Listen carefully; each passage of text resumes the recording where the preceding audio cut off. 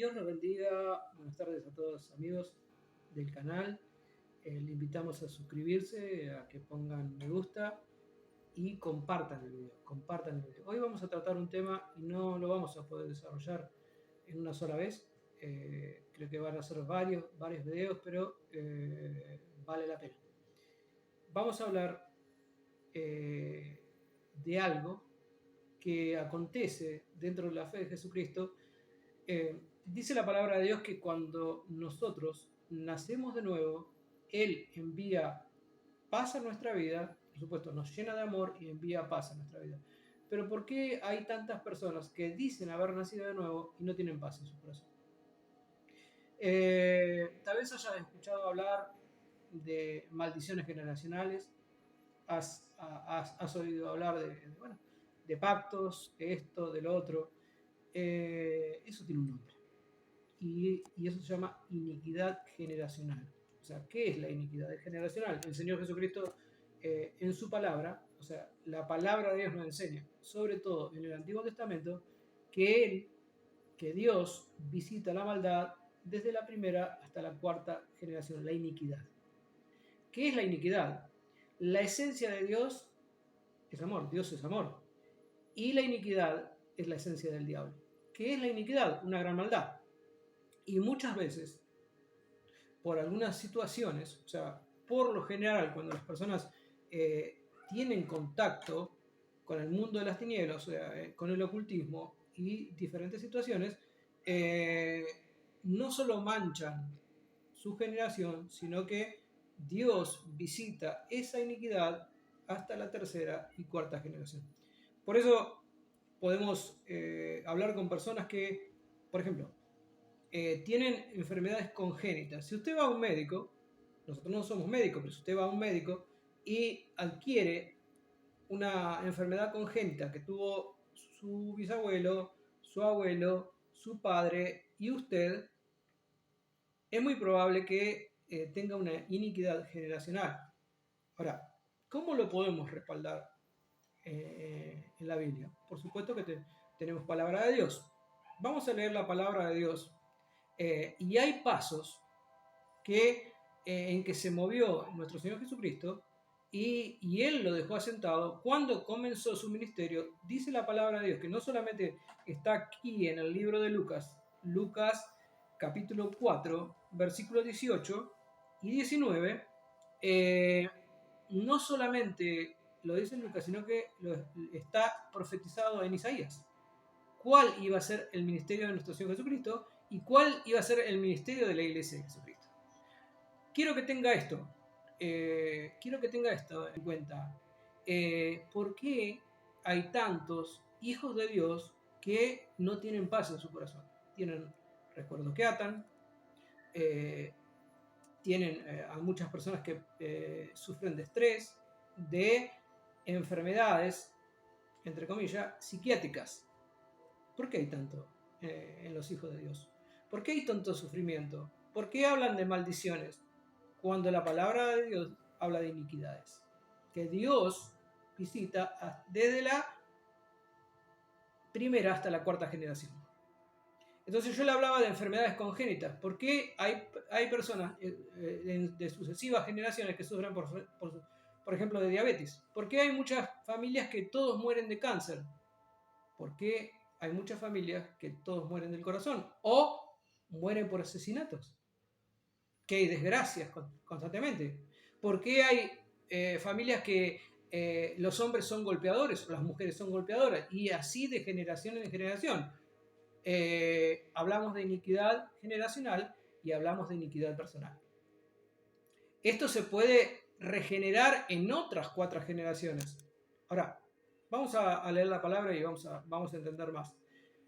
Primeramente, la palabra de Dios nos dice en Lucas capítulo 4, versículos 18 y 19, dice: el Espíritu del Señor está sobre mí, por cuanto me ha ungido para dar buenas nuevas a los pobres. Me ha enviado a sanar a los quebrantados de corazón, a pregonar libertad a los cautivos y vista a los ciegos, a poner en libertad a los oprimidos y a predicar el año agradable del Señor. Así comenzó el Señor Jesucristo su ministerio. Pero antes de eso, quiero hablar en la primera parte, no podemos llevar, escúcheme bien lo que le digo, no podemos llevar adelante un ministerio de restauración sin antes ser llenos del Espíritu Santo.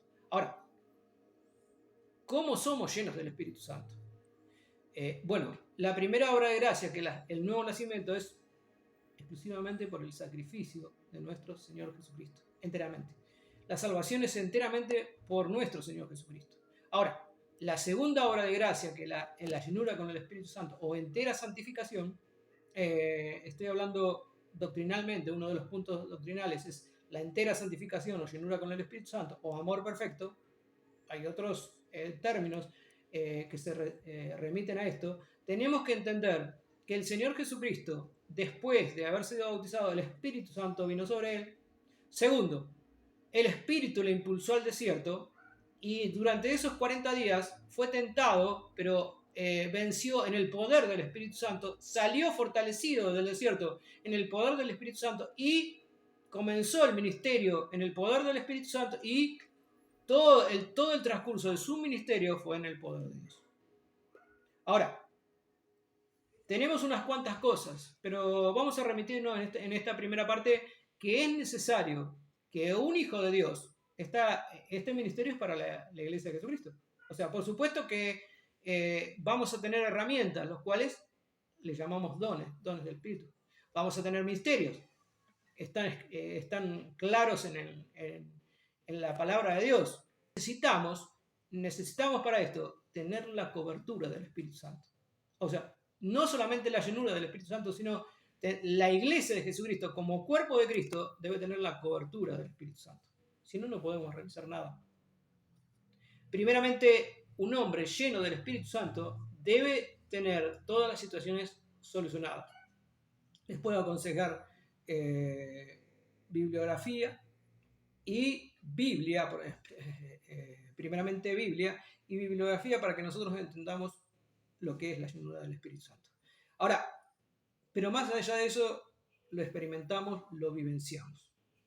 Es imposible que una iglesia, que un grupo de hermanos, o sea, que una iglesia, o sea, que un cuerpo de Cristo, porque ¿qué iglesia somos cada uno de nosotros? No es un lugar. La iglesia somos nosotros. ¿Quién es templo del Espíritu Santo? Nosotros. ¿Quiénes debemos ser llenos del Espíritu Santo? Nosotros. Y como el cuerpo de Cristo, bien unido, como dice Efesios capítulo 4, ahí usted lo puede leer, tenemos que movernos en el poder del Espíritu Santo y dar respuesta a estas situaciones. Bien, entonces el punto primero, para que nosotros entendamos cómo se debe desarrollar el ministerio, es lo que dijo el Señor en el primer punto. El Espíritu del Señor está sobre mí por cuanto me ha ungido. O sea, nosotros debemos estar llenos del Espíritu Santo y tener la bendición de Dios. ¿Ok? ¿Qué es la bendición de Dios? Es la aprobación. Una persona es bendecida cuando es aprobada por Dios. ¿Cuál es la bendición? Es la aprobación de Dios que necesitamos para desarrollar todo ministerio en la iglesia de Jesucristo. Ahora bien, este es el primer punto. Es el primer punto. No sé cuántas partes tendrá la enseñanza, pero no sé hasta cuándo se extenderá, pero vamos a dar lugar a que grabar en sucesivos videos, dar respuesta. Porque realmente lo que está sucediendo en la iglesia de Jesucristo es una plaga también. O sea, cuando predicamos el Evangelio, nosotros predicamos y confrontamos el pecado y le predicamos de tal forma a Cristo crucificado para que las personas puedan entender primeramente que son pecadores. Usted no debe hablar de otra cosa, sino que debe confrontar a las personas con el pecado. ¿De qué forma se predica el Evangelio? Primeramente confrontando el pecado. Hacerle entender a la persona que es pecador. Muchos se van a enojar. Bueno, la persona es pecadora. ¿Y de qué se debe arrepentir las personas? Las personas se deben arrepentir primeramente de su naturaleza adámica, de su naturaleza de desobediencia, y también de los pecados personales. Y dentro de esos pecados personales hay muchos, por ejemplo, está la iniquidad personal. O sea, para que yo tener esa iniquidad generacional, yo le tengo que abrir puertas. Y si le abro puertas, yo genero una iniquidad personal, la cual me tengo que arrepentir y volverme a Dios también de eso. O sea, no solamente nos tenemos que arrepentir de la naturaleza adámica, sino de los pecados personales, los pecados que cuando estamos sin Cristo y sin Dios, constantemente practicamos. El que practica el pecado es del diablo, dice la palabra de Dios en Primera de Juan.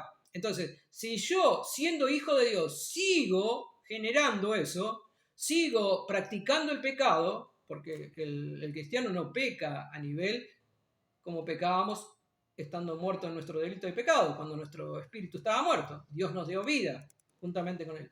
Pero para eso hay que predicar un evangelio completo. El evangelio, lo que quiero decir, no se predica en 3 minutos. El evangelio no es hacerle repetir a una persona una oración sin entender que es pecadora y que necesita un salvador. Porque luego que yo entiendo que soy pecador, necesito un salvador. No está todo terminado. La persona, no, la persona tiene condenación, pero también tiene una solución. Tiene un salvador al quien debe acudir. ¿Para qué? Para que ese salvador, ese puente divino me lleve a Dios. Porque Jesucristo nos tiene que llevar a Dios. Bendito Dios y Padre Celestial. Entonces, no es hacer una oración de renuncia, no, es arrepentirme de mis pecados, de mi naturaleza adámica, y arrepentirme de mis pecados que constantemente genero, los pecados personales, que cada uno de nosotros sabemos. Pero más allá de eso, hay personas que han sufrido abusos, hay diferentes clases de abuso: abuso verbal, abuso físico, abuso sexual, y hay una figura que no existe acá como ley, en otros países existe: abuso ritual religioso o abuso ritual satánico. Entonces, hay muchas personas que han estado en secta, han recibido todos esos abusos, y todos esos abusos generan a veces una iniquidad.